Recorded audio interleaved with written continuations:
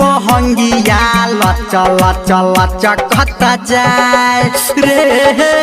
काचे ही बांस के काचे बहंगिया लचा लचा लचा कहता जाए बढ़ का भैया बन के कहरिया बहंगी घाटे पहुँचाए हाँ हाँ बढ़ का भैया बन के कहरिया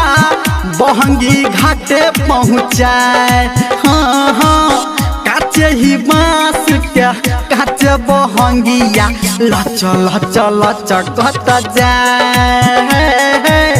काचे ही बांस के काचे बहंगिया लचा लचा लचा कहता जाए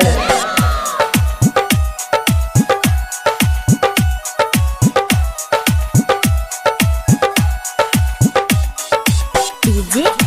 गुड्डू राज मधुबनी मधुबनी मधुबनी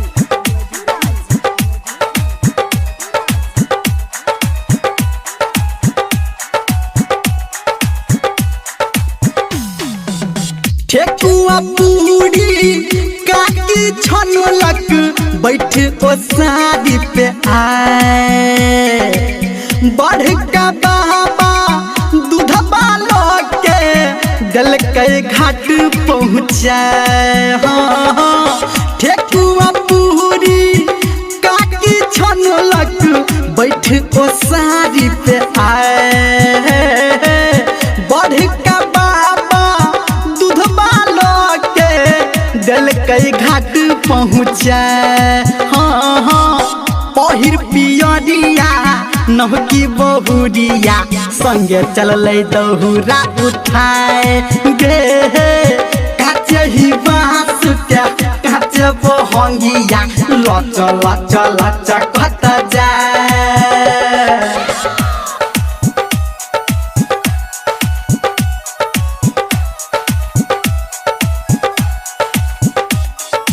डीजे गुड्डू राज मधुबनी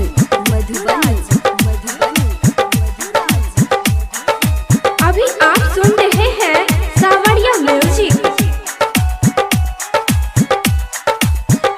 गे फल फूलहारी से सोहजल डाला उखिया भुलिया लेटाए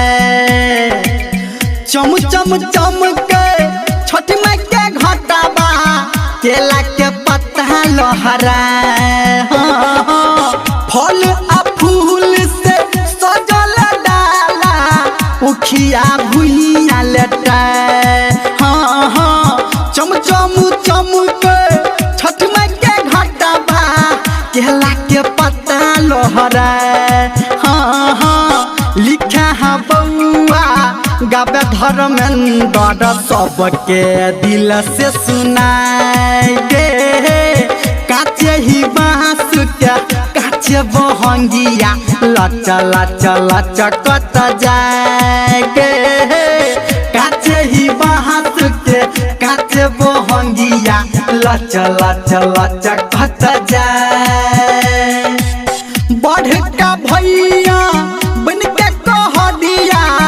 बहंगी घाट पहुँचाए हाँ हाँ बढ़ का भैया